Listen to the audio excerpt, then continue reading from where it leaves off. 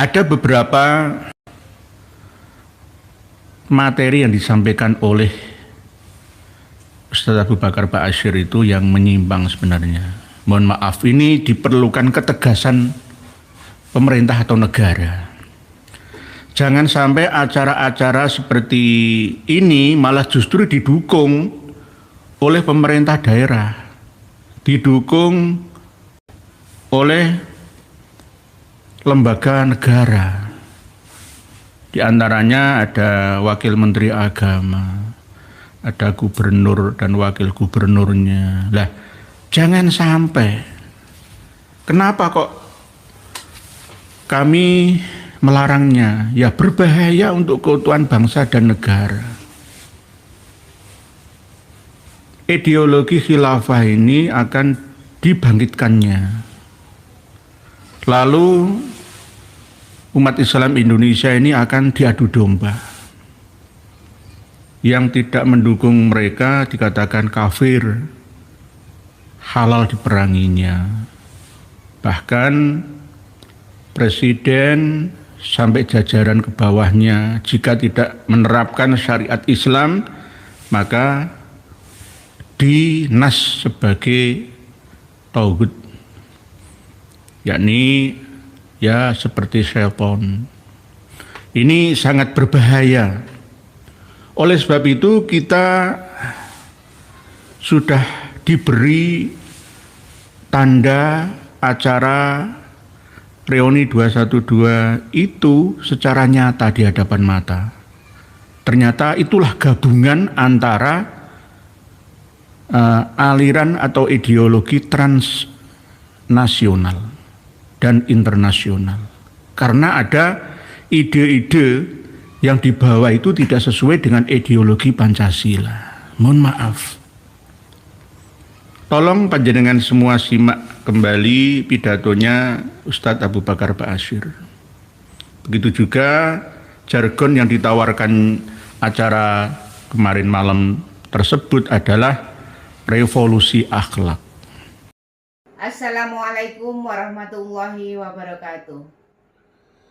Alhamdulillah, teman-temanku, semoga kalian sehat selalu. Amin amin ya rabbal alamin. Alhamdulillah, jangan lelah dalam perjuangan ini. Terus sadarkan saudara-saudara kita semuanya. Tanpa berpanjang lebar, langsung saja kita simak penjelasannya dulu. Bela sungkawa, duka cita yang sedalam-dalamnya kami ucapkan diiringi dengan doa kepada genap saudari dan saudara yang sedang tertimpa bencana di Sumatera, di Borneo, di Jawa, di Celebes, di Papua dan semuanya. Jika ada yang ingin menyumbangkan rezekinya bisa transfer ke rekening TIJ saja. Sudah banyak yang mempostingnya atau melalui Gus Rifki Zulkarnain, tapi maksimal sampai tanggal 5 besok. Kalau nanti kami ikutan donasi maka nanti kurang terfokus dan kami juga insya Allah ya menyumbang, tapi melalui rekening lainnya.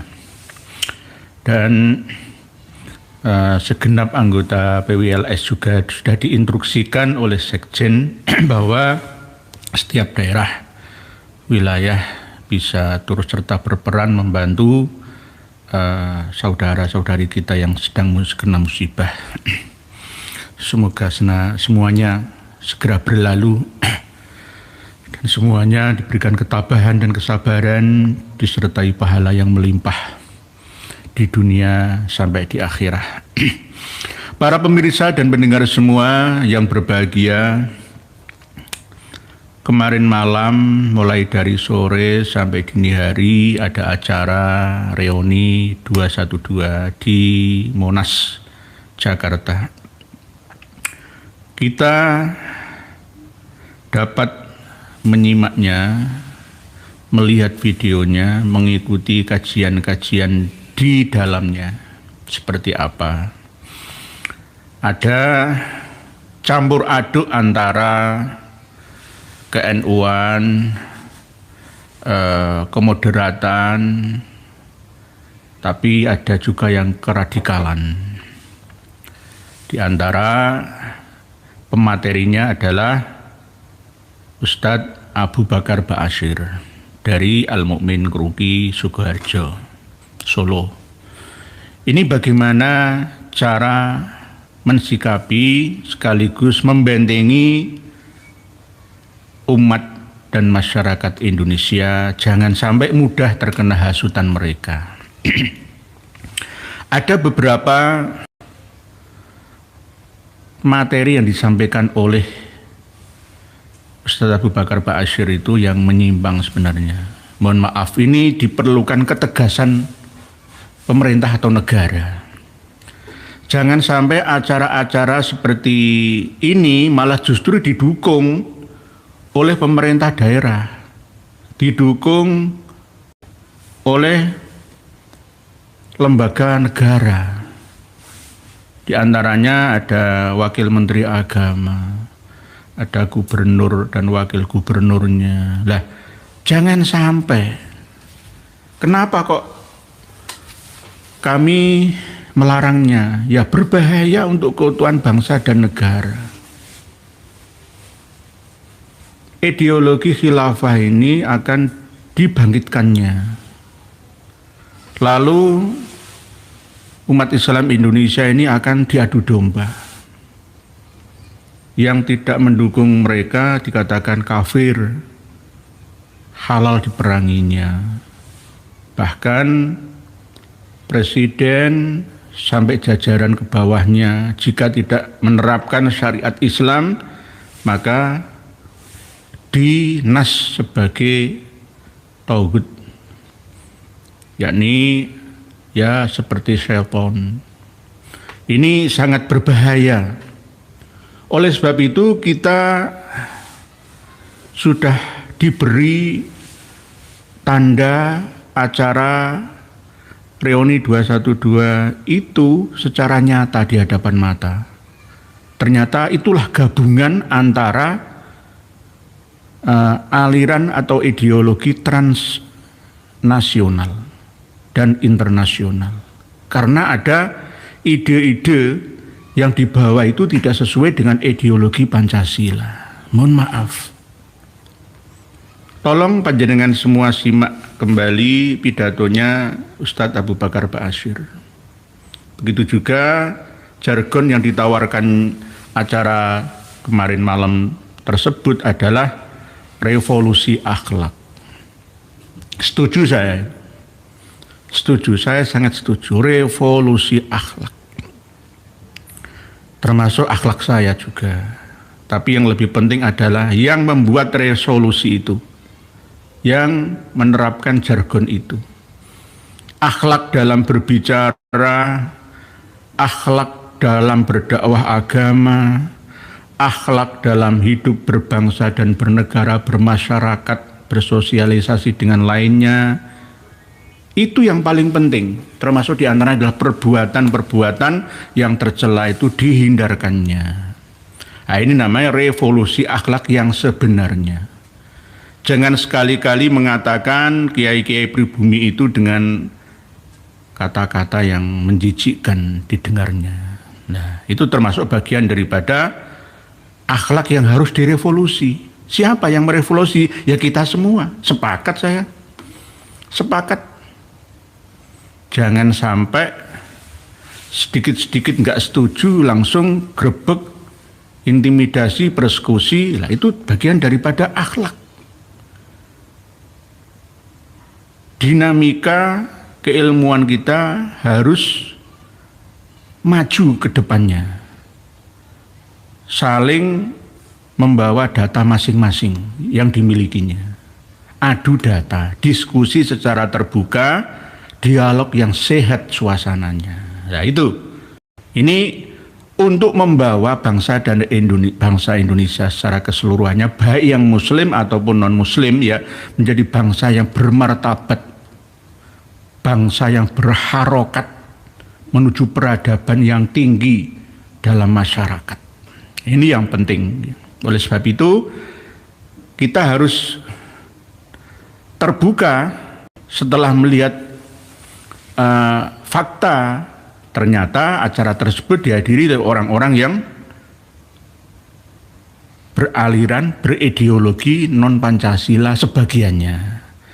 Ya, diantaranya adalah ideologi khilafah, ideologi menerapkan syariah secara kafah, tetapi tidak sesuai dengan maksud dan tujuan ya dari ayat udkhulu fis-silmi kafah itu.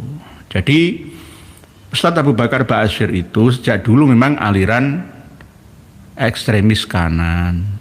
Jadi ada DITI kalau dulu, atau yang kiri adalah PKI itu kalau dulu. Lah, ini apakah akan lagi disemai lalu dipupuk ditumbuh suburkan di Indonesia ini? Ini pertanyaan yang harus dijawab oleh kita semua sebagai bagian daripada elemen bangsa.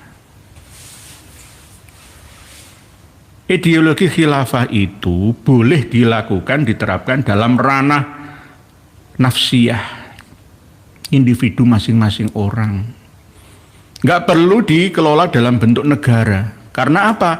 Kalau kita meniru khilafah Islamiyah atau khilafah ala manhajin nubuwah itu yang seperti apa?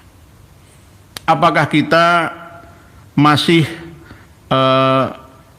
ingin seperti Turki Utsmani yang tumbang 1924 Masehi yang lalu itu? 100 tahun, 101 tahun yang lalu itu? Ataukah kita ingin seperti Ikhwanul Muslimin, seperti Hizbut Tahrir Trans Internasional, ingin seperti ISIS, ya, ingin seperti JI dan lain-lain, Boko Haram dan lain-lain? Apakah kita ingin seperti itu? Tidak. Khilafah dari kata-kata khalifah itu sudah bawaan ya hak asasi manusia yang diberikan oleh Allah yang Maha Rahmah. Jadi kita semua ini khalifah, kullukum ra'in wa kullukum mas'ulun an ra'iyatih. Kita semua ini penggembala, pemimpin. Minimal memimpin diri sendiri, keluarga kita, lingkungan kita, masyarakat kita. Dan kita akan dimintai pertanggungjawaban akan tugas-tugas kita sebagai khalifah itu. Kalau khalifah yang berbentuk negara, Indonesia ini sudah khilafah. Oleh sebab itu ini yang sering belum bisa dipahami oleh ikhwah. Di antaranya adalah akhina Gus Nur. Ya, itu sering saya khilafah, nggak paham khilafah itu seperti apa, itu nggak paham. Oleh sebab itu jargon-jargon khilafah ya dengan bentuk bendera seperti itu sudah tidak layak lah untuk hidup disemai, tumbuh suburkan di Indonesia. Mohon maaf, bukan berarti melarang secara mutlak, tidak. Pahami dulu khilafah dan khalifah itu. Semua umat manusia itu ya khalifah di muka bumi. Namun ada khalifah di bawah khalifah, ada khalifah di atas khalifah, ada khalifah sejajar dengan khalifah yang lain, alias hak asasi manusia, hak dan kewajiban antar rakyat dan ro'inya. Ini yang penting kita pahami bersama. Sambil membaca tulisan panjenengan semua, biar tidak terlalu tegang suasana. Pak Ting It yo, kalau ngelihat kasus di Timur Tengah ngeri kalau agenda khilafah ini sudah mulai diterapkan. Bukannya ketenangan, kedamaian, yang ada malah peperangan dan keributan terus. Nggih, Pak Ting It yo.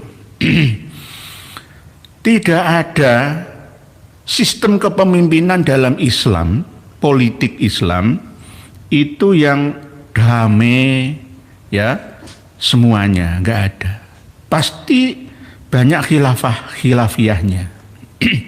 Contoh ketika Rasulullah Shallallahu Alaihi Wasallam wafat, itu ada antara Muhajirin dan Ansor juga merebutkan imamah, ingin jadi imarah. Terus setelah Khalifah Abu Bakar mangkat, ya Terus diteruskan oleh sahabat Umar sebagai khalifah yang kedua, itu pun terbunuh oleh Abu Lu'lu'. Sahabat Utsman juga terbunuh gara-gara perselisihan dua golongan yang pro dan yang kontra antar sesama umat Islam.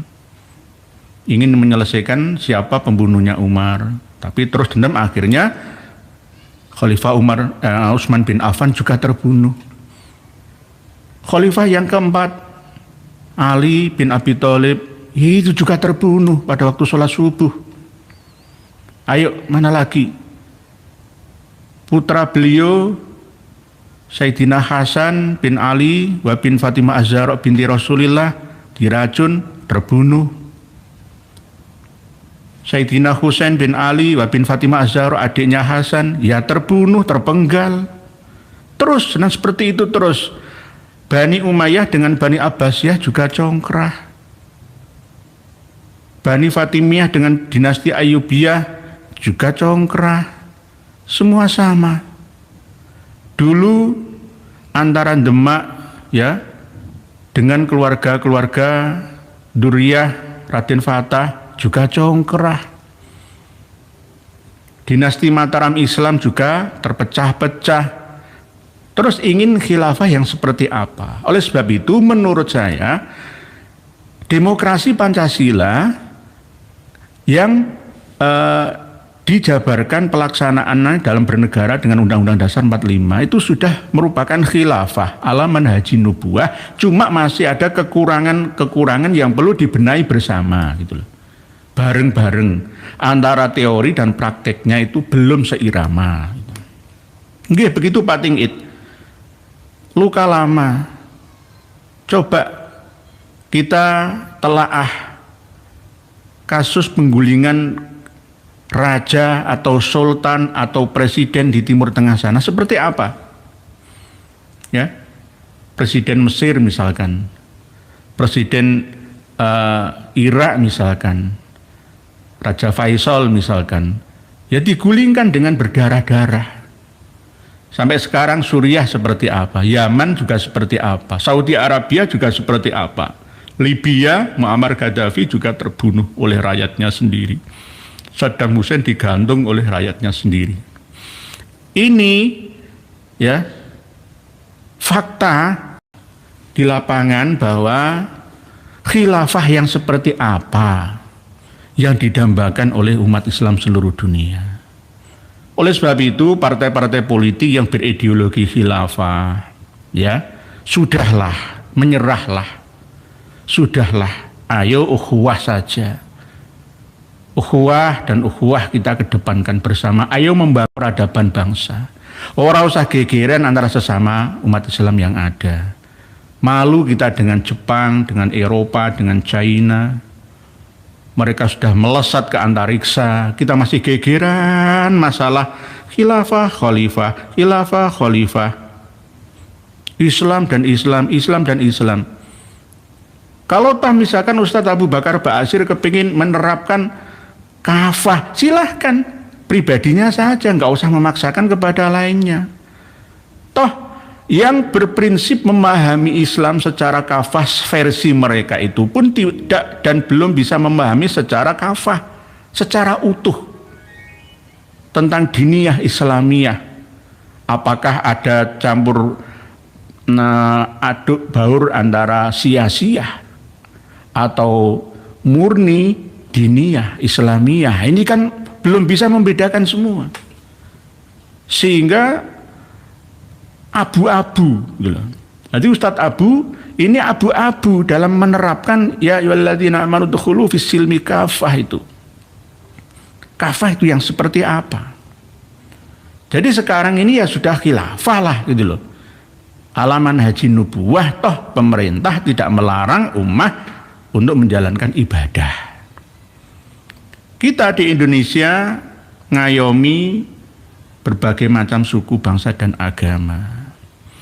Kalau misalkan diterapkan seperti daerah istimewa Aceh ya silahkan. Tetapi kadang-kadang ya satu daerah, satu wilayah, satu negara kalau menerapkan hukum Islam secara kafah sesuai dengan pemahaman atau versi budaya mereka loh ya, itu malah nggak bisa maju. Mohon maaf, seperti Taliban Afghanistan misalkan ya, terlalu fanatik. Dan bahkan justru al-hikmah itu dolah bagi orang-orang yang beriman itu gara-gara apa? Kita mengaku Islami, tapi justru non-Islam itu lebih Islami daripada kita. Nggih, begitu Pak Tingkit, nggih begitu nggih. Pak Lukman MEWY 2063. Khalifah Umar dibunuh, Khalifah Utsman dibunuh, Khalifah Ali dibunuh, Sayyidina Husain nggih. Bani Umayyah perang lawan Bani Abbas. Nggih Pak Lukman tadi sudah saya siapkan. Pak Denan Cecep, Assalamualaikum warahmatullahi wabarakatuh. Bismillah. Niat ingsun ngaos lillahi taala, ngalap keberkahan ilmu pengetahuan wawasan sejarah Indonesia Nusantara dan dunia. Nggih, bismillah alhamdulillah. Waalaikumsalam Pak Denan Cecep, sama-sama. Kita ngaji bersama. Pak Kokom GM nggih. Gus Abdul Malik, Assalamualaikum, semoga sehat selalu ya, amin. Pak Bambang Nuryanto, Indonesia bukan negara Islam, walaupun masyarakatnya mayoritas beragama Islam, Kiai. Nggih. Kita ini menghargai semua keyakinan ya dan kepercayaan. Yang penting saling menghormati satu sama lainnya, rukun damai sentosa, hidup bersama, harmoni dalam toleransi yang diterapkannya. Ini tujuan kita semua, nggak usah dipaksakan. Kenapa dulu Gus Dur itu mendekati pastor? Supaya pastor ini tidak menerapkan program kristenisasi, mengislamkan orang-orang yang sudah beragama Islam ini, gitu loh.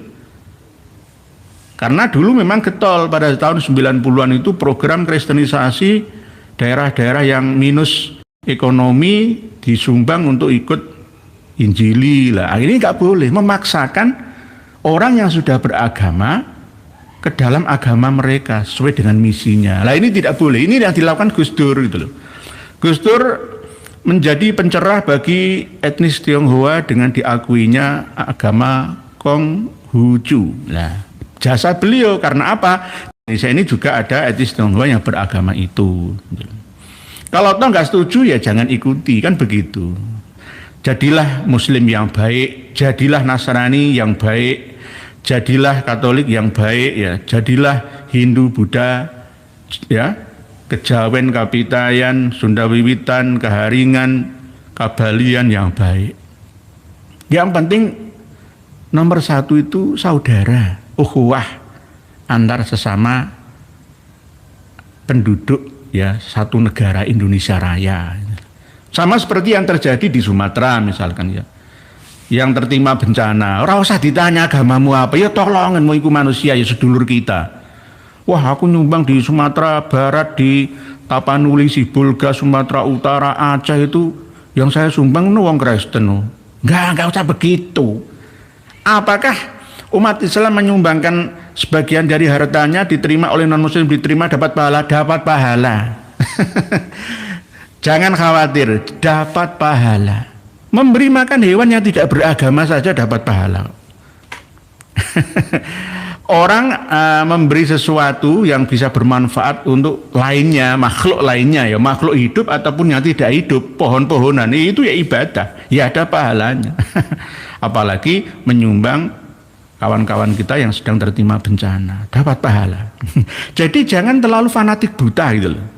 Beragamalah dengan wawasan yang luas, referensi data, menggabungkannya dengan sains dan fakta, gitu loh. Nggih begitu, nggih Pak Gus Abdul Malik, saya selalu lagi. Pak Bambang Nuryanto tadi sudah nggih Pak Gavin, memang tidak spesifik negara Islam.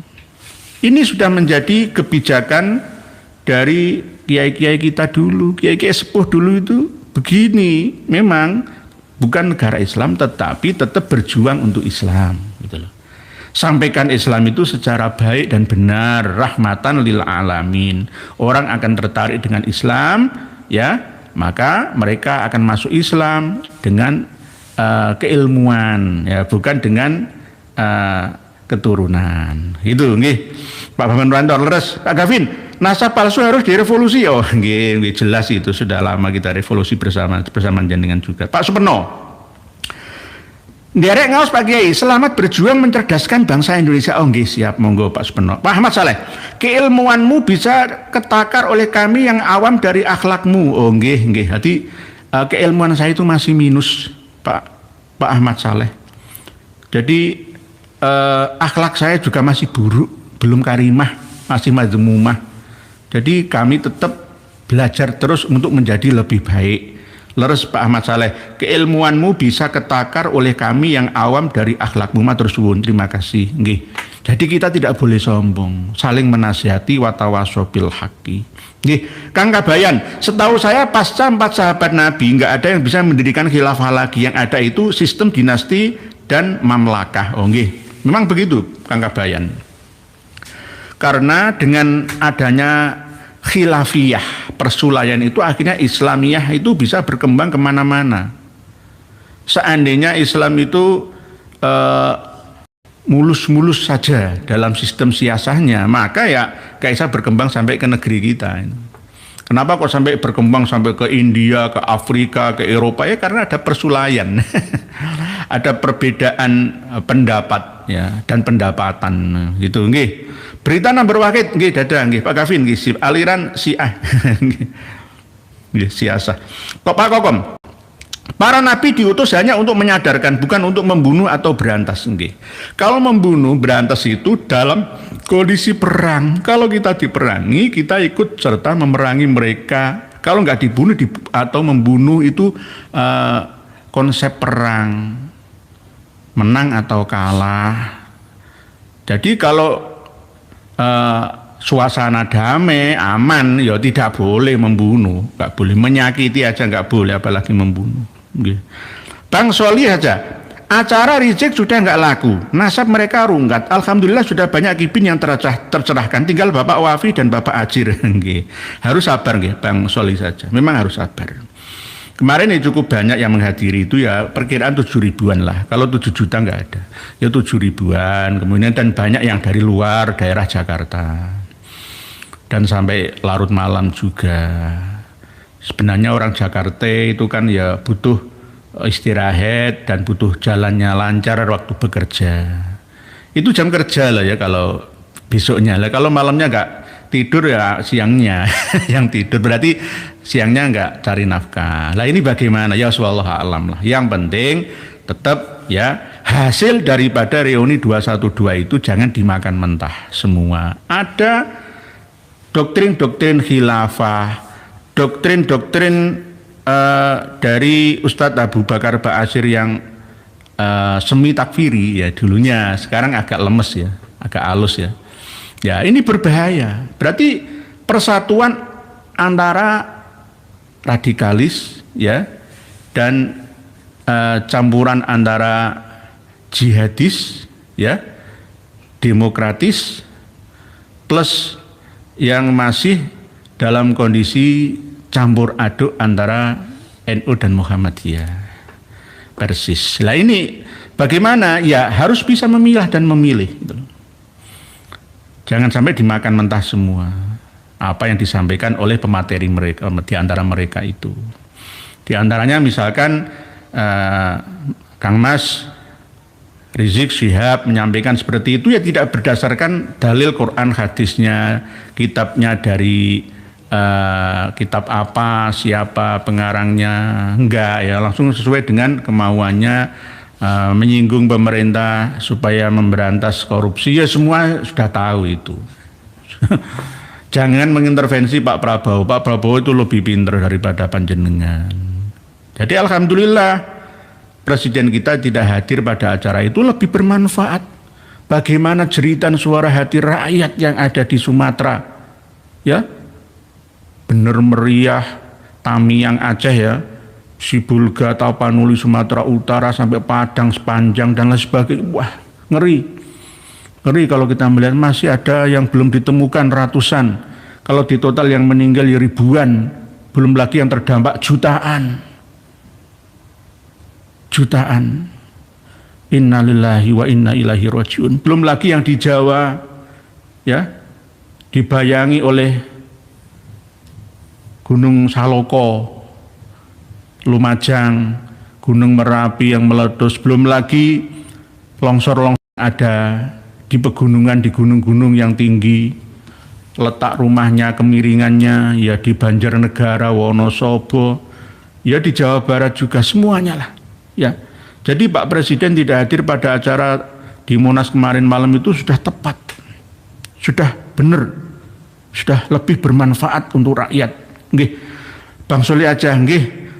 Gavin, Kokom itukah bagian dari penjajahan ideologi? Nggih. Pak Cecep Adenan, Pak Suyintidus. Assalamualaikum warahmatullahi wabarakatuh. Pak bin Saneh. Assalamualaikum Pak Yai Nur. Waalaikumsalam. Izin ikut ngaos. Semoga Allah selalu melindungi Pak Yai Nur ya dalam kita semua. Amin. Matur nuwun. Nggih, sama-sama nggih. Berikutnya Pak Toko Suryo. Para habib mengaku zuriat Nabi tapi adabnya enggak patut dijadikan contoh. Jualan agama di Monas, sholat di Monas memang kurang masjid. Nggih, kadang-kadang kalau ditanya pasti ada alasannya. Alasannya apa?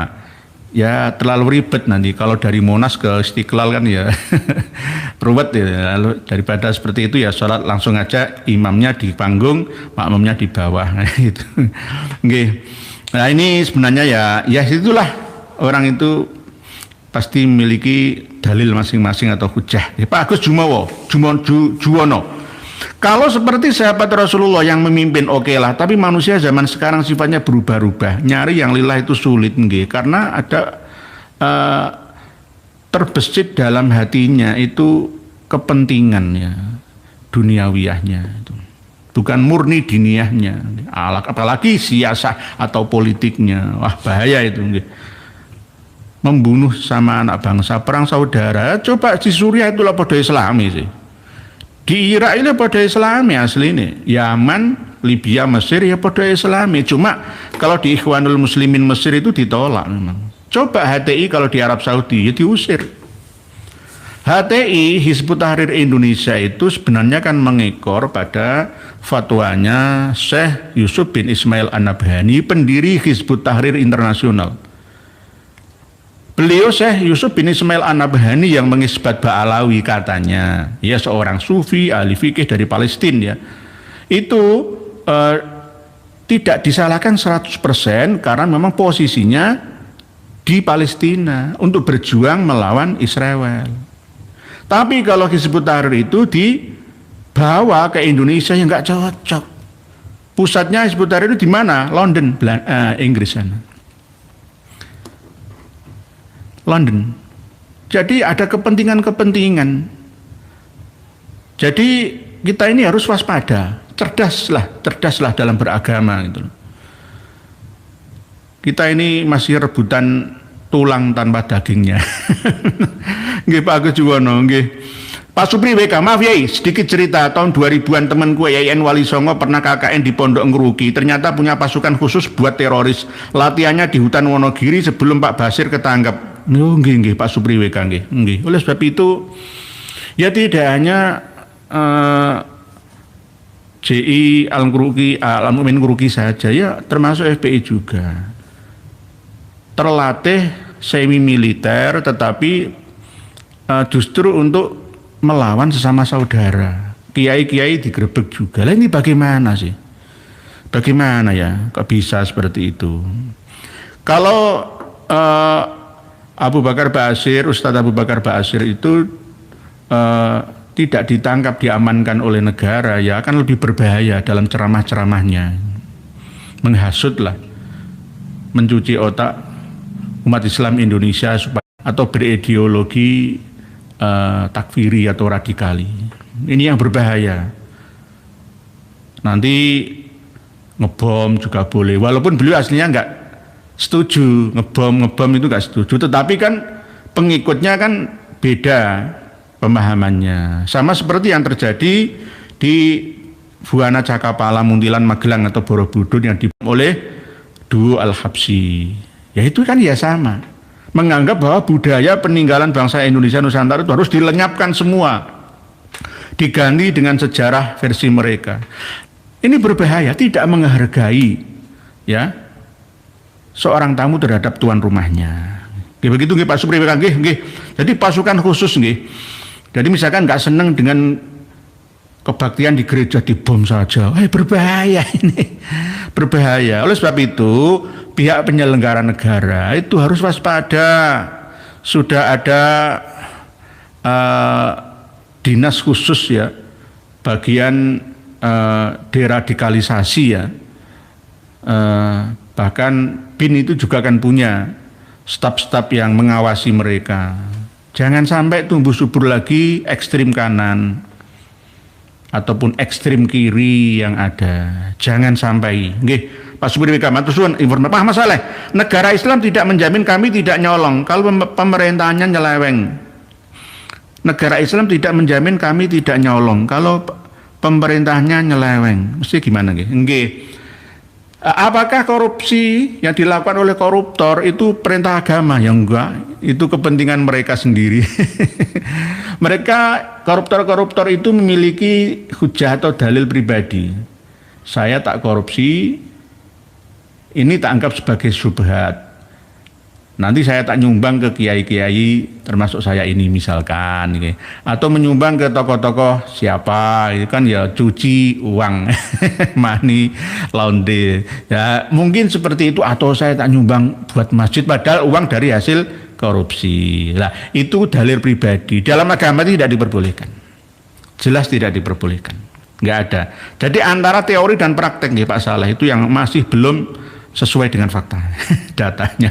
Nggih, Mbak Joyo, angel sekelas Rois Awam aja pendukung khilafah. Nggih, NU apalagi jangan sampai disusufi paham khilafah. NU itu terkenal dengan Islam ya rahmatan lil alamin, adem ayem, tentrem, kerangkul, enggak mukul gitu loh. Itu tradisi NU sejak 1926 yang lalu sampai sekarang ini. Gitu ya, jangan dikotori, dimasuki, susupi ya paham-paham yang seperti ya itu khilafah itu. Nggih, jangan nggih. Jadi belajarlah apa itu khilafah, apa itu khalifah, apa itu Islam kafah, apa itu Ahmadiyah, Muhammadiyah dan seterusnya. Jadi jangan sampai salah. Kalau memahami salah jadi bermasalah dalam diniyah beragama ini. Nggih, Mbak Joyo. Nggih. Berikutnya terus berikutnya Mas Ujang.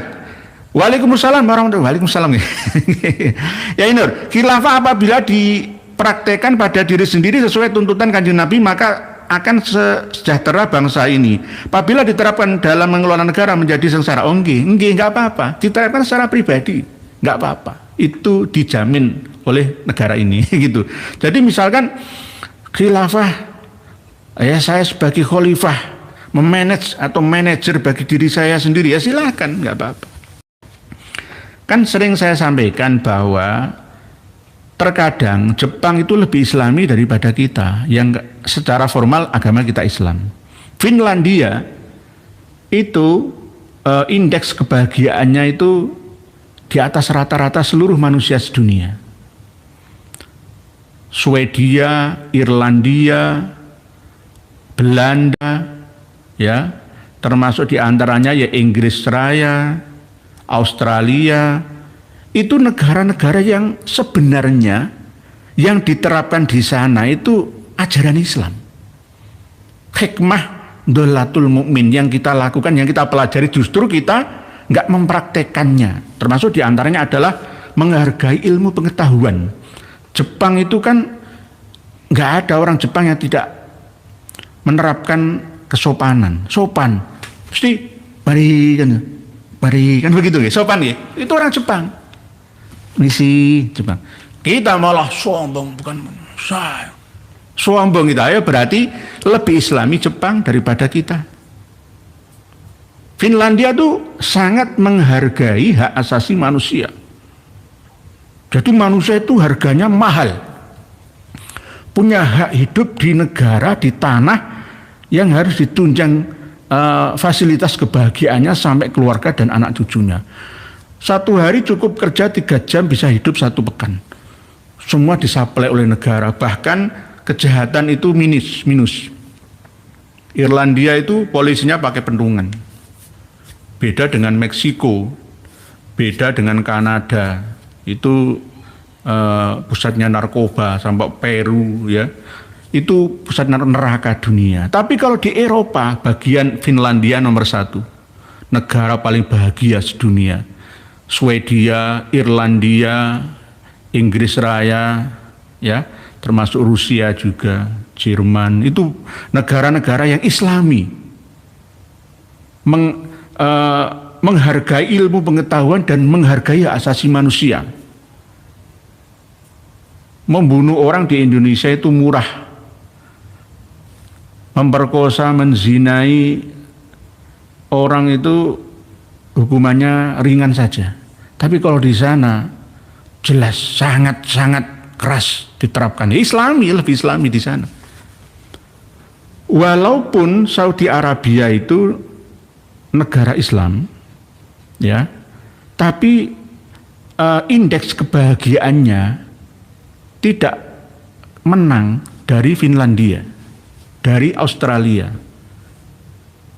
Karena apa? Di sana hak asasi manusia tidak terlalu dihargai. Wanita dikekang, tidak bisa berkembang.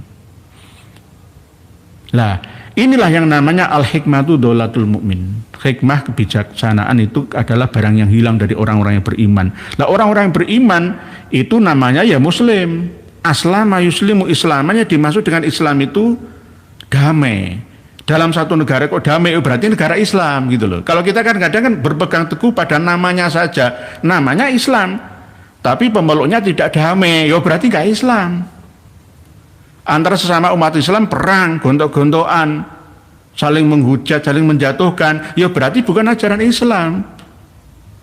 Oh jelas perintah Gusti Allah, jelas kok, wa'tasimu bihablillahi jami'an wa la tafarraqu, kan jelas kan? Itu perintah Allah, nggak ada khilafiyah di antara tafsir itu, nggak ada. Tapi prakteknya justru malah berbeda. Nah, itu nggih Mas Ujang, nggih leres akan sejahtera, nggih terapkan secara diri pribadi saja, nggak usah memaksakan kepada orang lain, hargai orang lain. Saya pun walaupun sudah merasa 100% fix benar bahwa Habib itu bukan cucu Nabi, tetapi kalau ada orang yang memiliki paham masih percaya Habib itu cucu Nabi, saya tidak memaksakan kepada mereka, hanya mendoakannya supaya mendapatkan petunjuk dari Tuhan saya, gitu aja. Wong beragama Islam itu kan jelas kan, toleransinya la ikraha fiddin. Kalau antara sesama umat Islam ya lana a'maluna walakum a'malukum, kan enak itu loh, toleransi itu. Islam NU itu ya tasamuh, tawazun, tawasud, wah enak. Ya, gitu. Nggih. Pak Cecep Panjenengan, semoga bencana yang ada di Aceh dan Sumatera segera membaik dan diberikan ketabahan, kekuatan, yang meninggal semoga husnul khotimah, amin. Semoga diberi kesabaran, amin. Nggih. Amin. Kita turut serta merasakan bagaimana pedihnya harta sudah tidak ada gunanya, hilang musnah dalam sekejap saja. Innalillahi wa inna ilaihi rajiun. Nggih, saya melihat video-video Bang TIJ itu menangis karena saya, ya Allah.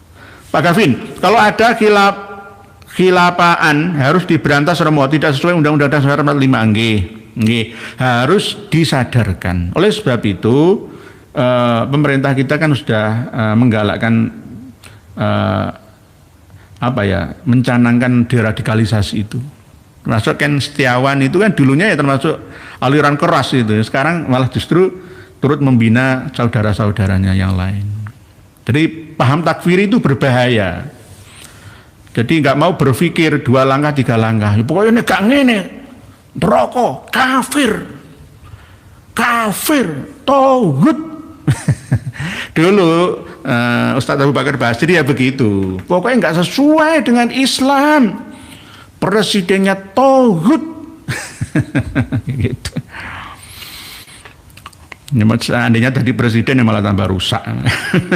Pak Bambang Nuryanto, Pancasila telah diuji kesaktiannya dengan adanya di DITI, PKI dan tetap jaya di sana. Hari kesaktian Pancasila. Pak Bambang Nuryanto. Jadi Pancasila itu sudah bagus. Jadi Pancasila, Undang-Undang Dasar 45, Bhinneka Tunggal Ika, NKRI itu sudah khilafah.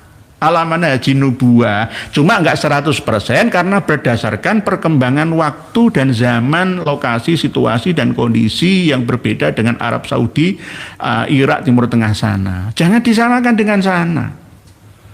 Negara enggak perlu mengatur individu umat Islam.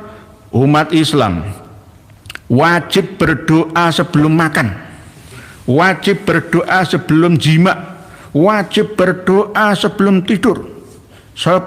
Jika melanggar maka dihukum syariat dicambuk 10 kali. Lah apa ngurusi ngono negara? Itu urusan pribadi masing-masing. Negara nggak perlu mengatur itu, gitu loh.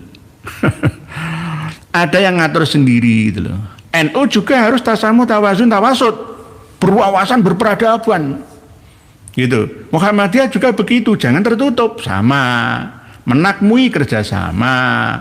Lah, adakan diskusi secara terbuka, secara ilmiah dengan lintas agama. Nanti orang akan memilih mana agama yang masuk logika dan yang tidak masuk logika. Nanti akan memilih kok mana yang enak gitu loh. Ya, yang lebih praktis, torekoh wusulnya gitu loh. Semua pun mendapatkan kebahagiaan masing-masing di dunia. Ya, di akhiratnya ya wallahu a'lam, wong ada jaminan. Yang penting tidak mengganggu ya lainnya. Gitu. Nggih Pak Bambang, terus Pak Ahmad Saleh, hilap bahasa Sundanya lupa. Hilap itu maksud bahasa Sunda gitu. Hilapna berarti lupanya gitu.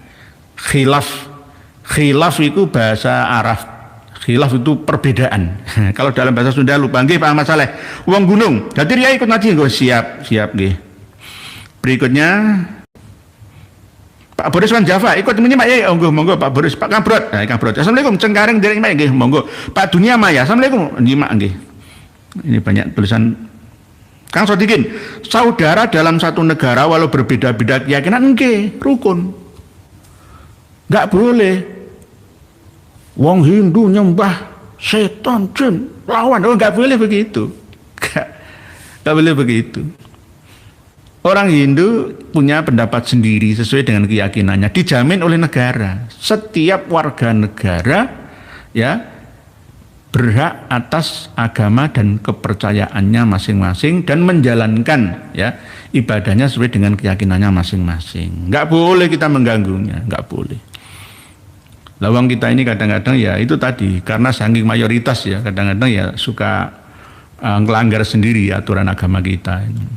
Sama yang terjadi di Tapanuli, ada musafir di masjid dikeroyok wong 5 mati. Ya, itu kan termasuk kezaliman yang sangat luar biasa.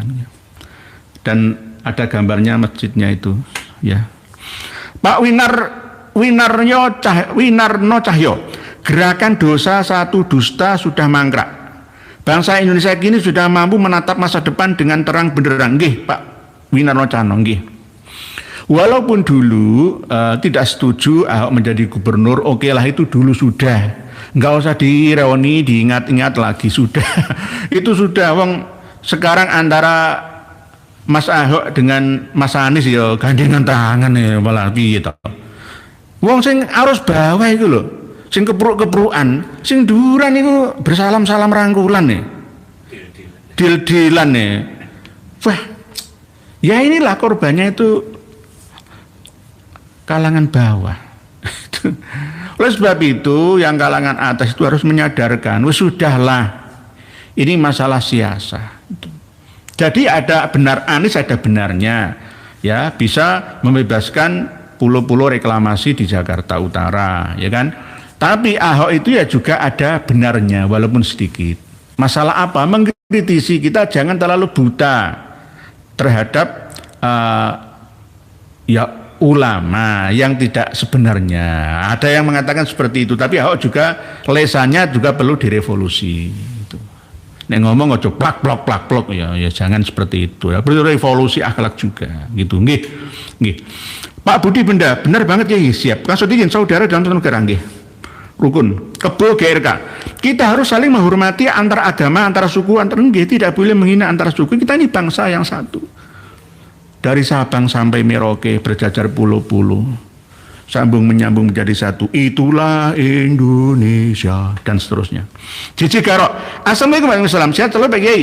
Nggak mungkin Indonesia jadi negara khilafah. Indonesia kaya dengan budaya, nggih. Nggih. Jadi ada Bhinneka Tunggal Ika, ya. Berbeda-beda tetapi tetap satu jua, sama tujuannya bersaudara dalam satu bangsa dan negara. Nggih. Pak Miftah, amalan Ahlussunnah wal Jamaah tapi ideologi kok transnasional pripun jal Pak Kiai? Nggih, enggak cocok lah. Enggak cocok dengan jati diri bangsa. Bangsa kita ini bangsa yang sangat bermartabat, berwibawa di mata bangsa-bangsa lainnya. Karena bagi bangsa-bangsa lainnya di dunia ini, jika tahu sejarah Nusantara ini akan kembali kepada leluhurnya, ya dari sini semua. Dari sini semua, sambil membaca tulisan panjenengan yang tadi. Bu Sensita, Assalamualaikum warahmatullahi wabarakatuh. Setiap sesuatu pasti ada maslahah dan mafsadahnya. Akan tetapi bagi bangsa Indonesia yang serba heterogen, jelas ideologi khilafah jauh lebih banyak mafsadahnya dibanding maslahannya. Oh nggih, leres Bu Sensita. Karena nanti akan menimbulkan ya dan meruncingkan perbedaan. Yang sudah disatukan akan terpisahkan. Cukuplah dengan khilafah ala manhaji nubuwah ala Pancasila, Undang-Undang Dasar 45, ya, Bhinneka Tunggal Ika, ya, NKRI agama matinya, ya kita semua kita galakkan, ada yang kurang kita tambahi, gitu loh. Ada yang tidak baik, ya kita amandemen, kan begitu, nggih. Gitu, nggih. Bu Sensita, Pak Gavin, daerah emang monggo. Pak Toko Suryo, Assalamualaikum Kiai Nur. Waalaikumsalam. Jangan menyerah, kasih paham pada pribumi lama sejarah dibungkam 32 tahun sama Orde Baru, sejarah pejuang para santri dan kiai pun dilupakan. Maju terus Kiai Nusantara. Nggih, siap. Nggih. Siap. Jadi kalau kiai-kiai Nusantara zaman dulu tuh pakainya seperti saya ini lah sekarang. Tapi enggak putih semua, ya ada yang batik, ada yang lurik. Jadi saya pakai pakaian Nusantara, bukan pakaian Wali Songo, ya pakaian Nusantara itu seperti ini, gitu. Nggih, Pak Toko Suryo. Pak Pamungkas mana? Pak Yai, mohon maaf, saya tidak sependapat dalam beberapa hal dengan Prof. Tono Saksono. Pandangan saya sudah saya sampaikan di kolom komentar video Pak Kiai sampai 4 kali dengan makalah yang berbeda. Oh nggih, Pak Pamungkas mana? Monggo. Kalau saya sendiri itu open minded. Jadi jika ada 2.300 data Pak Tono Saksono, kemarin Tono Sabtono kadang-kadang saya sabuk lisan ya, Pak Tono Saksono ya saya menghargai beliau karena beliau memiliki data yang lebih canggih daripada seorang astronom dari Italia, Giovanni Battista apa itu ya, yang mengatakan ada fajar astronomi yang itu dipegang teguh oleh kita sampai sekarang ini gitu. Nggih, kalau misalkan Pak Pamungkas Pramana, nggih, tulisannya di mana nggih? Saya belum membacanya Pak Pamungkas Pramana. Nggih, monggo, nggak apa-apa. Saling beradu data itu nggak apa-apa. Yang penting saling menghargai pendapat masing-masing ya. Semua mungkin sama kuatnya, tapi ada yang lebih akurat di zamannya. Kalau zaman sekarang ya jika kita mengikuti Pak Tono Saksono ya maka nggak mengapa. Ya nggak ada salahnya, ya tetap sholat subuh di waktunya itu. Kecuali sholat subuh di jam 2, ya setuju saya jelas. Sholat subuh jam 6 pagi, enggak setuju saya. Sama-sama sudah sholat subuh di dalam waktunya. Innas sholata kanat alal mu'minina kitaban mauquta. Jelas, cuma ada 30 menit terlalu cepat gitu loh. Dan ini bisa menambah produktivitas umat gitu loh. Itu jadi umat itu yang capek-capek itu enggak terganggu lah. Kalau misalkan 30 menit terlalu cepat ditambah lagi 30 menit sholat ya kiroat misalkan, yo berarti kan setengah jam ini tersita. Kecuali bagi yang ada di lingkungan tertentu, misalkan di pondok pesantren, orang nggak mikir kerja, mikirnya golek ilmu, nggak apa-apa. Atau di lingkungan torekoh misalkan, ya nggak apa-apa. Lawang andan dalam fikih itu bukan andan subuh ya, andan mengingatkan tahajud jam 12 malam itu boleh. Nanti kita bahas sih. Jadi kadang-kadang kalau ada andan tengah malam, andan jam 1:30 misalkan, ya mengingatkan sahur, ya itu bisa juga kok. Ada tuntunan. Madzhab Syafi'i ada yang mempraktekannya kok.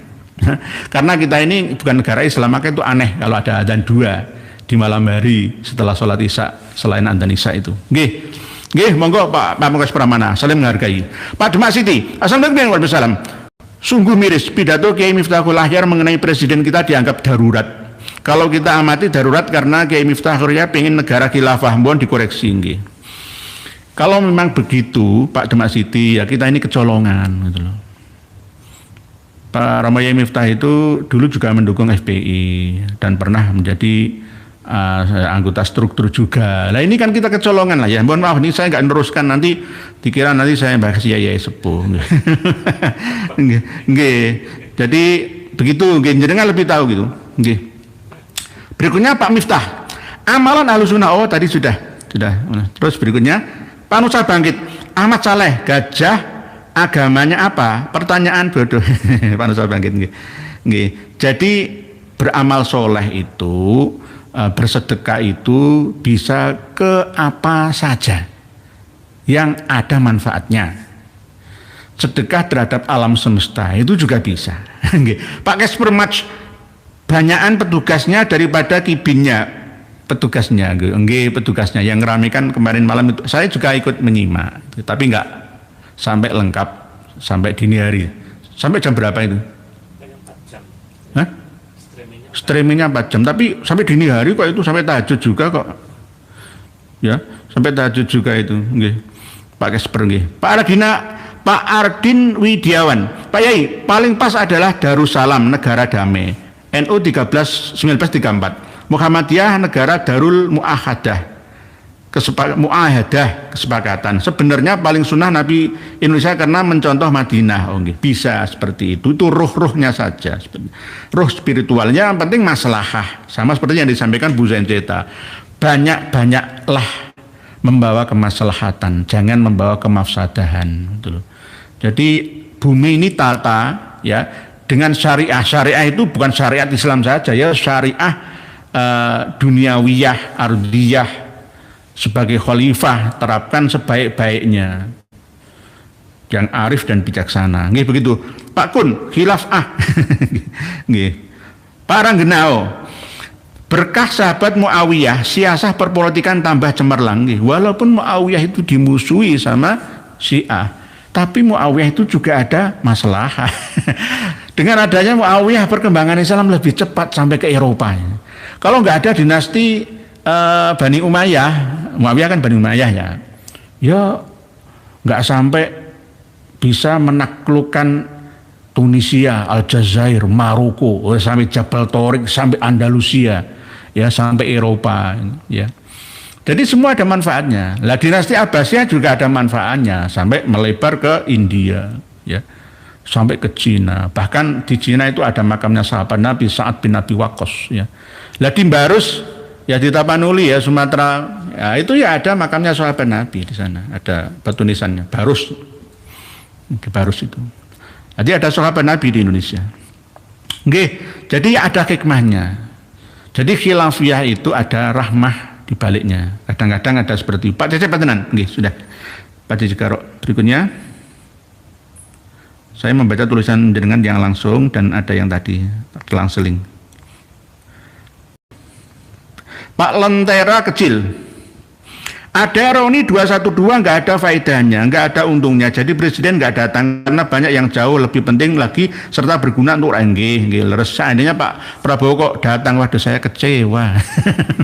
Tapi alhamdulillah beliau lebih mengerti, lebih luas wawasannya, bisa membanding antara dua manfaat, mana yang lebih banyak manfaatnya. Ya, di antaranya ya banyak yang kesusahan di Sumatera kok malah tambah di Monas Jakarta. Nggih, Pak Prabowo lebih bijaksana. Nggih. Berikutnya Pak Demak Siti. Assalamualaikum warahmatullahi wabarakatuh. Sungguh miris, tadi sudah. Pak, sekarang Pak Bambang Nuryanto. Assalamualaikum warahmatullahi wabarakatuh. Indonesia bukan negara Islam walaupun masyarakatnya marah. Sudah tadi nggih.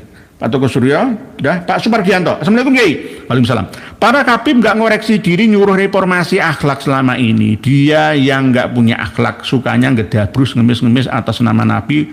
Mbok ya sadar, kibin-kibin maunya jadi jongos. Ini Pak Supargianto ini menasihati semuanya. Ya termasuk menasihati kita semua lah, saya juga. Nggih. Terima kasih. Waalaikumsalam Pak Supargianto. Bagus, nasihat panjenengan patut dilaksanakan oleh semuanya. Yang pro dan yang kontra dengan kita semuanya. Nggih, lengkap ini penasihat panjenengan nggih. Revolusi akhlak. Akhlak itu apa? Perilaku. Rasulullah diutus itu ya untuk liutami makarimal akhlak. Innama bu'istu liutami makarimal akhlak. Akhlak itu termasuk iman. Ya, iman. Akhlak itu bergaul, hidup, berhubungan, yaitu akhlak namanya. Berhubungan dengan Allah, akhlak kepada Allah, berhubungan dengan sesama manusia, akhlak terhadap sesama, akhlak terhadap alam semesta, jangan merusak illegal logging, ya itu termasuk nggak berakhlak itu. Nanti pengusaha-pengusaha yang hanya mengambil untungnya saja sehingga menimbulkan bencana zuharul fasadu bil barri wal bahri itu bima kasabat aydin nas lah. Semua itu ya atas ulah manusia, ya. Alam saja yang meresponnya, ya karena memang pada waktu longsor itu sebelumnya itu selama sepekan itu hujan terus. Ini kan akibat siklus angin tropis siklus itu yang dari Filipina itu sampai ke Sumatera ya itu. Jadi akibatnya seperti itu. Lah kalau misalkan di Jawa hujan selama sepekan berturut-turut derasnya 24 jam ya akan tenggelam semua, yang di gunung akan longsor semua juga sama. Karena pegunungan yang ada di Jawa ini juga hampir sama. Ada kontur tanah murni, ada yang berbatu dan tidak banyak pohon-pohonnya, akar-akarannya ya rentan untuk longsor. Mohon maaf nih kawan-kawan yang ada di Banjarnegara, yang dekat Dieng sana, yang di Gunung Slamet, ya di lereng-lereng gunung semua lah ya, yang berhati-hati. Nggak menakut-nakuti, tapi tetap waspada bersama. Pak Lentera Kecil, Pak Dedi Ardiat, andaikan Bapak Presiden Prabowo menghadiri, sungguh aku sangat kecewa yang tidak bisa dibayar. Oh nggih, sama seperti saya jenengan. Nggih, alhamdulillah beliau lebih pandai. Pak Lincai Boncai ini Habib ini. Assalamualaikum warahmatullahi wabarakatuh. Dari ngaos nggih, monggo Pak Habib Lincai Boncai sama-sama. Pak Fikri Pratama. Kenapa orang-orang yang ingin merusak Indonesia kebanyakan kelompok dari luar yang berpura-pura Islam? Nggih. Karena kalau kita ini nggak ingin rumah kita ini dirusak, kita rusak sendiri nggak mungkin. Mohon maaf, kiai-kiai Nusantara, kiai-kiai Nahdlatul Ulama, Muhammadiyah, termasuk BWLS juga itu nggak mungkin merusak bangsane dewi. 100% saya yakin beliau tidak akan merusak bangsanya sendiri. BWLS, NU, Muhammadiyah itu saya yakin 100%. Karena apa? Hubul waton minal iman, cinta tanah air, cinta saudaranya sendiri itu sudah didoktrinkan sejak dini dalam hati memori mereka masing-masing. Nggih Pak Lincai Boncai, Pak Fikri Pratama kok nggih. Pak Ishak, Assalamualaikum warahmatullahi wabarakatuh. Sama Pak Ahmad Zulkarnain. Assalamualaikum, Kaltim hadir. Oh nggih siap. Assalamualaikum nggih. Gara di Kaltim ini Pak Ahmad Zulkarnain. 260.000 hektar itu loh gara-gara di tempat jenengan itu loh gara-gara itu rebutan NU sampai seperti ini. Naudzubillah. Nggih. Pak Gavin, Assalamualaikum warahmatullahi wabarakatuh. Pak Farm Diayu Widyastuti. Assalamualaikum warahmatullahi wabarakatuh. Hadir nggih, siap monggo. Bapak So ini tulisannya Arab. Pekalongan hadir Kiai Ihya. Terus gempur Ba'alawinya sampai bonyok. Tulisan Arab ini Pak So, Bapak So ini mungkin di aplikasi kan ya. Ada kan aplikasi WA kan WhatsApp kan yang Arab nih. Saya perlu belajar nih. Saya belum banyak belajar ya. Sedikit-sedikit saya belajar ketika nulis di postingan itu loh nggih. Nggih, Bapak So, Pak Gavin nggih sudah. Berikutnya. Pak Bu Fram Widyastuti tadi, kekhilafan Turki Utsmani bubar. Harusnya pecahan Turki Utsmani yang menegakkan khilafah. Indonesia dari kerajaan-kerajaan jajahan Belanda bersatu itu juga setingkat khilafah nggih. Khilafah itu macam-macam variasinya nggih. Bu Fram dia Ayu Widyastuti nggih. Kalau kita mengungkit-ungkit siasah masa lalu menuju ke khilafah itu percuma itu. Karena apa? Kenapa kok dinasti Suud itu memberontak pecah dari Turki Utsmani? Ya memang sudah saatnya. Negara dulu dengan sekarang beda. Penduduknya lebih banyak. Ya. Jadi lebih fokus lah itu. Lebih fokus. Kalau misalkan Saudi Arabia di bawah Turki Utsmani misalkan ya nggak bisa fokus karena saking luasnya wilayah. Ini yang penting juga. Jadi ada perbedaan dulu dengan sekarang, baik lokasi atau situasi dan kondisi dan bahkan budaya masing-masing negara. Nggak boleh disamakan. Indonesia nggak perlu diarabkan. Biarkan Indonesia ini Arab digarap, ya, Jawa ya digawa. Jadi tetap budaya kita yang baik, yang tidak melanggar syariat tetap dilestarikan bersama. Begitu. Ini namanya bijaksana dan bijaksana. Jadi sama-sama. Jadi nggak boleh semua budaya yang tidak Arab seperti wayang, keris, haram, musyrik. Ziarah di Borobudur, Prambanan, Penataran, Candi Sewu, Candi Boko haram. Itu menyembah patung. Ya, itu namanya fatwa yang sesat. Jadi tidak usah seperti itu. Tidak usah seperti itu. Justru dengan cara mengunjungi hasil karya monumental ya leluhur kita dulu di sana, itu kita akan bertambah syukur Allah memberikan baldatun thayyibatun wa rabbun ghafur di Indonesia. Swarga itu hanya di Nusantara. Saya sering sampaikan dan banyak yang belum memahaminya. Kata-kata swarga itu hanya milik bangsa Saka yang ada di Nusantara. India itu nggak punya swarga. Nibbana. Cina Tian, ya, Arab Jannah, Inggris Eropa Heaven. Ayo, swarga itu hanya milik Nusantara. Jadi dengan mengunjungi tempat-tempat yang monumental penuh dengan memori masa lalu ya, itu kita akan tambah bersyukur. Ternyata kita ini bangsa yang besar. Kenapa sekarang dikerdilkan menjadi inferior itu gara-gara apa? Kita nggak mau sadar itu loh. Nggak mau sadar. Kata-kata kota Ayodhya itu di mana? Apakah di India sana? Enggak. Ayodhya itu ya Jogja. Jadi bukan Ayodhya di India itu enggak. Kita ini mau diindianisasikan, diyamanisasikan, diyanisasikan. Ayodhya, jadi Yogyakarta. Gitu loh. Ayodhya, ada peninggalan coba di sekitar Jogja, Klaten, Solo, kan semuanya di sini. Ya. Batu-batu yang andesit seperti itu, tontonan itu siapa yang membuat? Ya bangsa kita, leluhur kita. Bukan 840 Masehi dibujui. Paranata alias Prambanan ya. Dekatnya Klaten itu ya, perbatasan ya, dengan Jogja, Klaten itu. Itu tahun 5082, ada yang mengatakan 5083 sebelum Masehi. Selang 2 abad setengah lah dengan Buana Cakapala 5391. Saya punya 12 catatan lontar kuno-kuno itu, nanti kita buka bersama lah. Nanti kita buka bersama ya, nggih. Tapi yang penting ini fokus ke urusan nasab saja. Dulu sampai lain-lainnya. Nggih, Pak Bambang Nuryanto. Sekarang saya membaca yang tadi. Pak Supardianto, Pak Joko Suro. Yai Sokling 892. Wonogiri di Mas Yai mungkin Pak ini rohya tansah berkah. Matur suwun nggih, monggo. Berikutnya Pring Tutul, Pak Yai. Yang lagi viral tuh reuni di Monas kemarin. Ada yang keliru ngumandangin lagu Indonesia Raya, kebolak-balik gak hafal. Keras lagi, saya nggak ngikuti. Pak Pring Tutul. Mungkin hafalannya ya tarim. Nggih. Kemarin kan panjenengan kan sudah kami kasih kitab Makanah Tarim Indal Arifin kan, sudah nggih. Kalau lupa nanti tak buka lagi. Jadi di situ tuh khusus membahas tentang tarim. Di antaranya adalah rukun Islam yang ke-6 itu ya termasuk hiro 1 tarim. Bahkan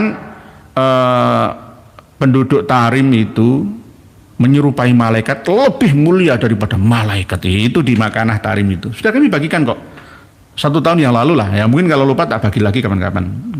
Malam hari ini kan sengaja kami tidak menghadirkan referensi ya, supaya tidak terlalu berat mengikuti ya. Ini kan selang-seling gitu. Jadi ada yang topik terkini, diantaranya reuni ini gitu. Pring Tutul, Pak C. Mohon dijelaskan sekte Agori di India Pak Yai. Sekte Agori. Sekte Agori itu kalau di Indonesia, di Nusantara dulu itu aliran ya kanibal ya. Kanibal, seks bebas, minum tuak-tuak, menghilangkan akal sehat lah. Bebas untuk mencapai pencerahan. Katanya memuja dewa Siwa. Lah, aliran Agori yang ada di India itu mengadopsi dari aliran yang ada di Nusantara. Di Nusantara berkembang aliran-aliran termasuk sekte-sekte kanibal itu. bentuk daripada yang sekarang baru saja keluar dari penjara siapa? Sumanto. Itu kan ya makan daging manusia ya kan. Kalau di Korowa, di Dayak sudah nggak ada lagi. Di Aceh ya itu sudah tidak ada lagi. Memang manusia dulu itu begitu. Ada yang aliran, ada yang Tantrayana atau yang sekelas Budewoto Cengkar yang makan darah, minum darah dan makan daging manusia. Itu ada memang aliran-aliran siwa katanya untuk mencapai pencerahan supaya cepat moksa. Itu alasannya seperti itu. Tapi yang di India Aghori itu yang dimakan itu mayat kok, Pak C. Bukan manusia yang masih hidup dibunuh dimakan, itu enggak, mayat. Dan menzinai, menggauli mayat-mayat wanita itu juga yang dibuang di Sungai Gangga. Kan sampai sekarang setiap hari itu ratusan mayat yang dibakar di pinggir Sungai Gangga, dan ada sebagian yang dilarung saja tanpa dibakar. Karena Sungai Gangga itu sungai suci dari Nirwana katanya. Dari Himalaya mengalir sampai samudra. Itu sungai suci. Akhirnya mayat-mayat banyak yang dibuang di sana. Jadi biasa di sana membuang mayat itu biasa. Kadang ya dibakar di Ngaben, dibakar dengan kayu di pinggiran sungai itu. Apalagi dulu pada waktu corona itu, wah setiap hari ribuan manusia yang meninggal dunia dibakar di sana. Lah, Aghori itu juga begitu, aliran bebas, seks bebas, ya bebas makan apa saja tanpa aturan, tapi tujuannya supaya mendapatkan pencerahan, dibimbing oleh dewa siwa menurut mereka, supaya bisa moksa sesuai dengan caranya. Seperti yang di Nusantara itu juga begitu, raja-raja dulu seandainya ya Prabu Kertanegara tidak menerapkan aliran ini, ya tapi nggak makan manusia, beliau minum. Jadi dengan adanya minum-minuman keras itu punya insting bagaimana bisa ambisius menguasai Nusantara, akhirnya mengirimkan ekspedisi Pamalayu. Raden Wijaya diutus sampai menundukkan Sumatera, Suwarnadipa.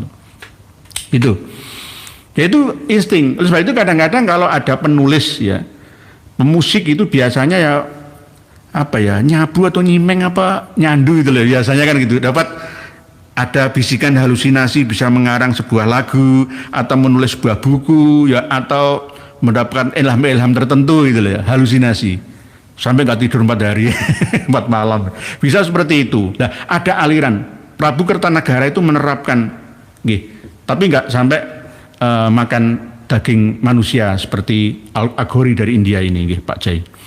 Jadi ada yang seperti itu. Jadi kalau memang ada yang berpendapat bahwa Nabi Adam itu diturunkan di Nusantara, itu ya nggak ada salahnya 100%. Karena di dalam satu ahli sejarah ada pendapat yang mengatakan bahwa Sarondip itu bukan di Sri Lanka, di atas gunung ada bekas kakinya Nabi Adam, itu bukan. Orang-orang Timur Tengah mengatakan Sarondip itu Swarnadipa, akhirnya Surandip, jadi Sarondip. Jadi Sarondip itu Swarnadipa itu Sumatera, Samudra Pasai. Jadi dulunya itu Swarnadipa menjadi kerajaan Islam Samudra, akhirnya polonya dikatakan Sumatera, kadang dikatakan Jawa, sama. Jadi kalau ada yang mengatakan Nabi Adam turun di Jawa, itu ya gak salah. Karena di daerah Tapanuli, daerah Sibolga, daerah Sumatera Utara, dekat Toba, itu ada suku-suku bangsa lama yang usianya 75.000 tahun yang lalu. Jadi setelah Gunung Toba meletus meninggalkan darah begitu besar kalderanya, itu ada manusia di sana, sudah ada manusia di sana. Bahkan ada peninggalan jejak leluhur yang usianya 45.000 tahun kok di sana. Nggih, begitu Pak Jaya nggih, sementara nggih. Jadi Sarondip itu Swarnadwipa, sama dengan Ayodhya itu ada di Yogya. Ayodhya ada di Jogja. Beda dengan Sulbahi Surabaya, jauh itu ngarang belaka, nggak masuk. Pak Ahmad Munir, kalau dilaksanakan MLB, khawatir nanti terjadi perkelahian antar anggota seperti yang sudah-sudah. Kemarin hari Selasa itu rapat di jam yang sama, di gedung yang sama, di lantai yang berbeda. antara Suriah dan PBNU-nya. Yang PBNU lantai 2, yang Suriah lantai PBNU lantai 8, kualik lah ya. Pokoknya lantai 2 lah dan lantai 8 itu. Di sama-sama Jalan Keramat Raya. Memalukan. Pak Hangga Bayi Pamungkas. Onta-onta Yaman ini numpang tenar melalui NU, tapi menghina-hina orang NU. Anehnya Yai NU malah ngasih panggung. Piye toh Pak Nur? Enggak, Pak Hangga Bayi Pamungkas. Kan sudah jelas. Ternyata mereka itu bersekongkol dengan HTI, FPI, Ba'alawi, dan Takfiri. Ya, gitu. Wahabi, mohon maaf. Ya, termasuk Ustadz Abu Bakar Basir kan ya Wahabi kelas keras itu. Nek Wahabi sing salafus soleh nggak mengapa. Ya. Tapi kalau yang salah jihadi, salafi jihadi, nanti Ustadz Abu Bakar Basir itu berbahaya, sudah berkali-kali masuk penjara kok. Oleh sebab itu umat Islam Indonesia semuanya sadarlah, sudah diperlihatkan oleh Allah Ta'ala kejadian Rioni 212 itu. Oke, dulu tuh saya setuju yang jadi gubernur itu pokoknya umat Islam, gak harus Anies, pokoknya jangan Ahok. Dulu tuh saya setuju, bener saya setuju. Karena apa? Mosok wong sak Jakarta ora ono sing iso. Lah saiki kan Mas Pramono karo Mas Rano Karno, ya kan ya lumayan orang Betawi juga, nggak masalah. Mosok ora ono sing iso. Ayo cari orang Betawi asli, misalkan nggak harus orang Betawi asli ya, mungkin orang Sunda, orang Jawa, nggak apa-apa. Dulu yang jadi gubernur DKI ya banyak dari Jawa juga kan, sama pokoknya orang Indonesia itu loh. Jadi kalau frasa pribumi asli dikembalikan lagi, di amandemen dikembalikan lagi nggak masalah itu menurut saya. Yang sudah ya sudahlah gitu loh. Oh, sekarang itu antara Ahok dan Anies ya rangkulan. Jangan gampang dibujui. Dulu itu antara Pak Amin Rais dengan Gus Dur itu ya sempat gontok-gontokan kan, gara-gara diturunkan kan. Kerjasama Pak Amin Rais dengan FPI juga kan, bawa kelewang di depan istana kan, masuk gak eling itu. Tapi setelah itu ya Gus Dur jawabannya, saya itu tidak pernah punya musuh. Ya, enak. Itulah ulama Indonesia. Gus Dur itu ulama asli Indonesia. Dengan Pak Amin Rais saja, bukan itu ya sahabat saya. Kalau saya punya musuh itu ya Pak Harto itu dulu. Walaupun begitu saya memaafkan. Loh, Gus Dur itu nggak pernah punya musuh. Seandainya Gus Dur itu masih hidup sampai sekarang ya, pasti akan mengingatkan Mas Rizik Sihab juga. Nah, beliau itu kelihatannya salah, tapi kalau dipikir-pikir 2 langkah itu benar itu. Nggih, gitu nggih. Terus berikutnya yang tulisan jenengan yang Pak Muswanto. Assalamualaikum warahmatullahi wabarakatuh. Saya selalu panjang umur, terima kasih nggih sami-sami. Pak Nur Indonesia, ada ulama yang tercatat dalam kitab karyanya yang pernah melihat ular kepala manusia, ada manusia kerdil dan lain-lain. Siapa ya ulama tersebut Pak Kiai? Imam Zakaria Al-Khazwini dari Persia mengarang kitab Ajaibul Makhlukot. Itu berisi catatan dan sekaligus gambar. Ada manusia yang bertubuh ular, ada manusia kerdil yang mempunyai ekor sama seperti yang ditemukan oleh Marco Polo pada waktu berada di Gayo, Aceh. Ada manusia yang kalau sekarang bisa kita buktikan ada di hutan-hutan. Ya setengah siluman, tapi itu manusia, ras manusia. Bisa dibuktikan di Pulau Socotra di Yaman. Itu juga ada makhluk-makhluk aneh di sana. Di sebelah baratnya Maroko atau Aljazair ya, di dekat Lautan Atlantik, Samudra Atlantik itu juga ada satu pulau misteri jin, Afarid al-Bahr namanya. Afarid itu ifrit laut, jin laut. Itu ada, menguasai satu pulau. Kalau malam hari orang masuk pulau itu langsung mati. Sejak dulu itu dihindari oleh pelaut-pelaut Perancis, Venesia, semuanya ketakutan. Magellan juga takut untuk singgah. Kalau siang nggak apa-apa. Kalau malam itu tiba-tiba itu ada hantu-hantu itu loh. Nah, kalau Imam Zakaria Al-Khazwini ya itu benar-benar mencatat dan membuktikan sendiri. Bahkan di daerah Bukhara ya dekat dengan perbatasan Azerbaijan itu ada yang namanya makhluk-makhluk yang ada yang sekilan, ada yang 3 jengkal. Beliau memahaminya itu sebagai Ya'juj Ma'juj. Tapi menurut saya bukan, itu ras manusia sebelum Nabi Adam, sisa-sisanya. Sebelum Nabi Adam menjadi khalifah di muka bumi ini, itu bumi kita ini sudah ramai dengan nisnas, bangsa jin, siluman, peri benggayangan, macam-macam. Manusia pun rasnya berbeda-beda, sama dengan suku bangsa sekarang. Jadi ada yang Homo sapiens yang sudah modern, ada yang baru merintis modern, setengah modern, ya bisa juga setengah erectus dan lain sebagainya. Itu ada, sampai sekarang masih ada. Di sebelahnya Sabang itu loh, yang dikuasai oleh India, itu seharusnya milik Indonesia, jangan-jangan lebih dekat dengan Indonesia ya. Itu juga masih ada penduduk-penduduk primitif yang makan daging manusia juga. Sama seperti yang terjadi di Gayo Aceh di negara kita. Dulu di Muara Teweh, Sungai Muara Teweh, Kalimantan Tengah itu juga banyak manusia berekor juga. Lah, ini bagaimana? Ada juga di Sulawesi, ada juga di Papua, ada juga di Gorontalo, ada juga di Nusa Tenggara Timur dan Barat sana. Banyak. Banyak. Jadi kalau memang kami selalu diserang, kiai aneh mengatakan Nabi Adam punya ibu lah, tak suruh belajar gak mau ya. Termasuk diantaranya adalah kawan saya siapa ya, Dodi Supriyadi ya. Itu saya melihat sekilas diberitahu sama admin ya,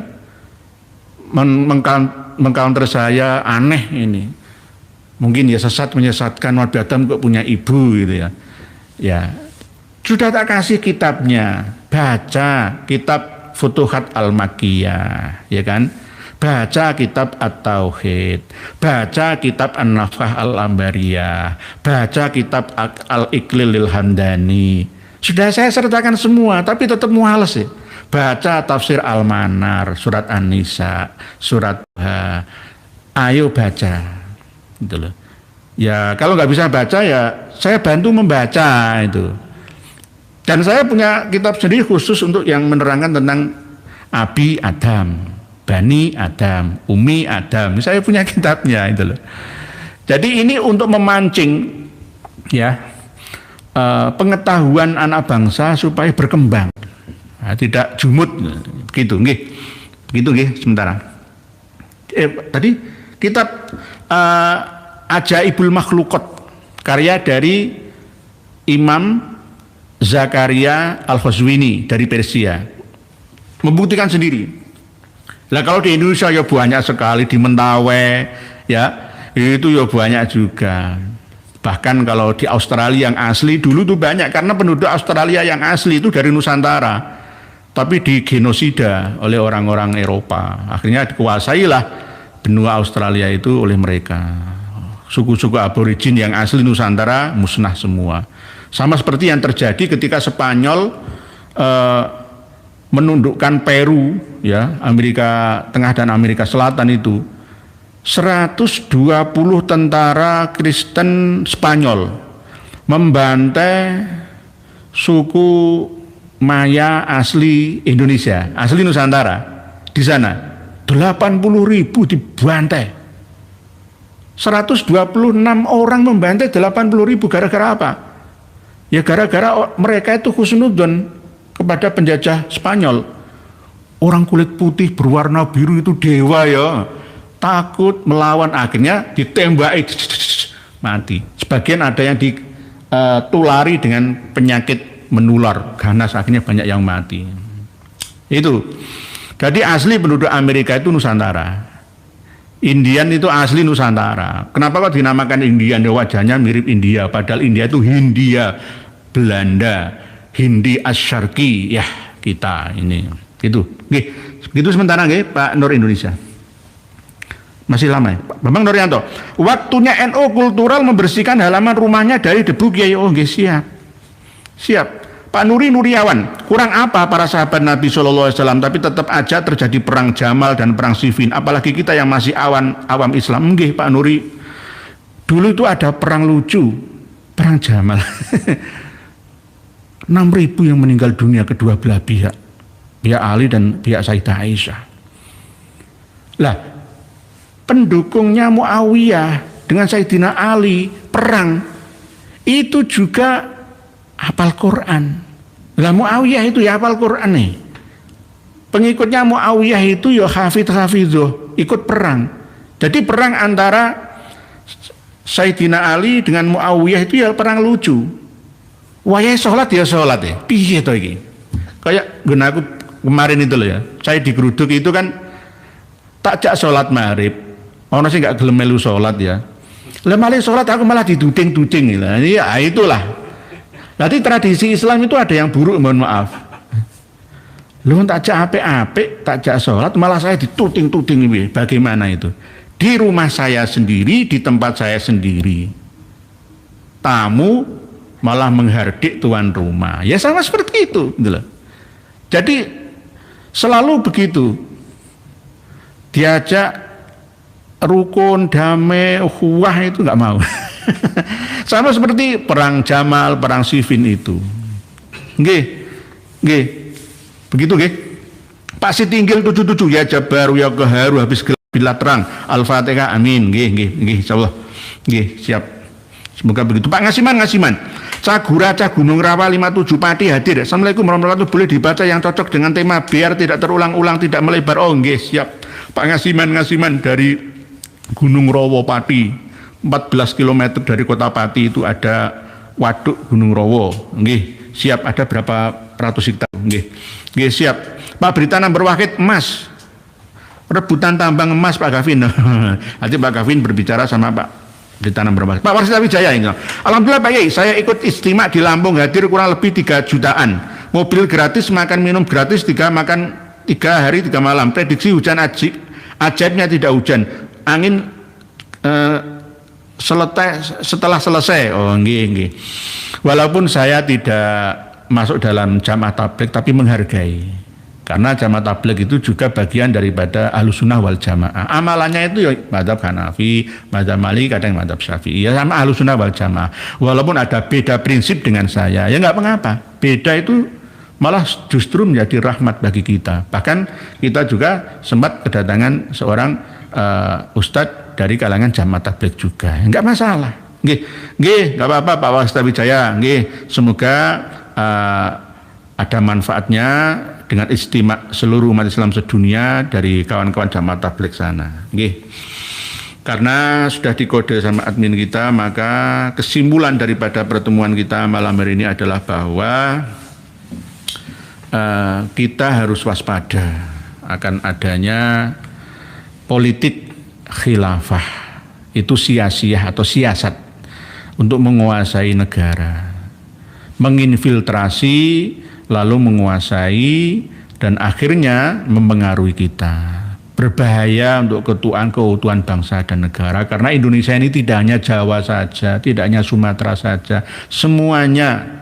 Yang penting rukun dan jangan memaksakan agama kepada yang sudah beragama di Indonesia. Ayo adakan dialog terbuka, mana yang lebih masuk logika. Jangan mengandalkan marah-marah saja. Adu data, dibuktikan dengan scientific fakta. Insya Allah kena semua. Malam hari ini juga Dr. Sugeng Sugiarto membantah orang-orang yang anti sains di Indonesia. Dr. Sugeng Sugiarto itu luar biasa, malah dikatakan sebagai ahli DNA ternak, tumbuhan, makanan. Nah, kadang-kadang orang ya begitu, ada yang close-minded, menutup alam pikirannya, jumut-jumut lah. Jadi fanatik, yang akhirnya itu kafir, neraka, sesat, bunuh, ya akhirnya seperti itu. Berbahaya. Oleh sebab itu sudah ditampakkan di depan mata kita seluruh rakyat Indonesia. Acara kemarin itu, acara reuni 212 itu kumpulan dari siapa mereka? Jelas kan? Nggih. Abu Bakar Basir ngerti, ada bendera-bendera itu, ya kan? Ada FPI, ada Ba'alawi, kumpul semua kan?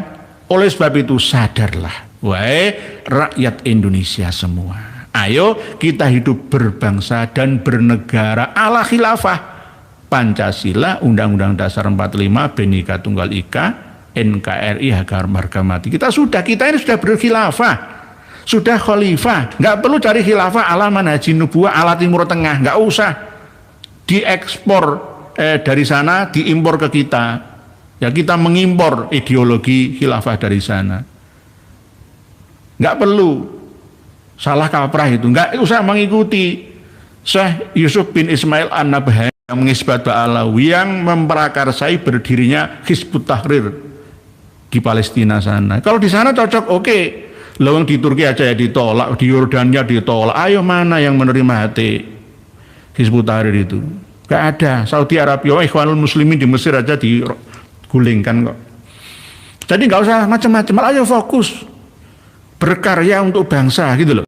Nggak usah merebut kekuasaan dengan politik. Jadi partai-partai politik yang mendukung itu jangan dipilih lagi lah. Mohon maafnya. Jangan dipilih lagi. Pilihlah partai-partai politik yang ala Indonesia Raya gitu loh. Yang keindonesiaan gitu loh. Berbudaya gitu.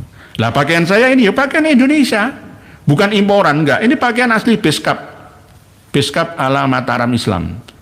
Dan ini campuran ala Majapaitan plus Mataram Islam ala Mataram kuno. Jadi demikian yang dapat kami sampaikan. Semoga sedikit ini banyak manfaatnya. Mohon dimaafkan jika ada yang kurang berkenan. Kita tetap lakukan kajian seterusnya. Semoga apa yang kami sampaikan ini ada guna faedahnya dan ada yang kurang jangan tambahi ya sendiri ya sesuai dengan pemahaman panjenengan semua. Demikian wal afu minkum. Wassalamualaikum warahmatullahi wabarakatuh. Alhamdulillah, semoga bertambah sadar para pengikut mereka habaib. Sudah saatnya kita pribumi bangkit lawan semua doktrin mereka habaib.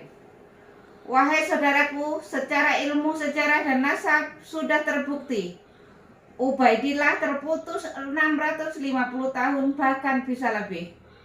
Dan secara ilmu filologi juga tidak nyambung mereka habaib, apalagi dengan ilmu pasti yaitu ilmu YDNA. Jelas mereka anak cucu Yahudi. Terus apalagi yang bikin saudara-saudara bingung? Kan sudah jelas semuanya. Dan coba kita lihat jejak digital ceramah mereka habaib. Fakih Muqaddam Isra Mi'raj 70 kali. Ini sangat menyesatkan. Bahkan saya berpikir bahwa mereka itu Islam atau bukan. Dan mereka juga terus-terusan menggaungkan bahwa Indonesia merdeka karena jasa habaib. Ini sangat menyesatkan.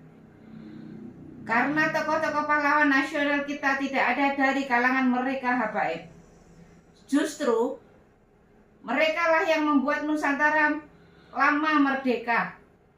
Karena mereka habaib kerjasama dengan Belanda. Dan setelah Indonesia merdeka, muncul lagi PKI. Bahkan 2 kali. Dan siapa tokoh PKI? Ya mereka juga. Kalau dipikir-pikir mereka wajib kita usir dari Indonesia ini. Mereka mirip dengan Rohingya, kaum Rohingya. Dan masih banyak lagi rekam jejak hitam mereka habaib di Indonesia ini. Dari sini bisa dipahami kan? Tetap semangat terus, semoga saudaraku sehat selalu dan dimudahkan rezekinya. Amin amin ya rabbal alamin. Sampai jumpa di video selanjutnya. Akhir kata wassalamualaikum warahmatullahi wabarakatuh.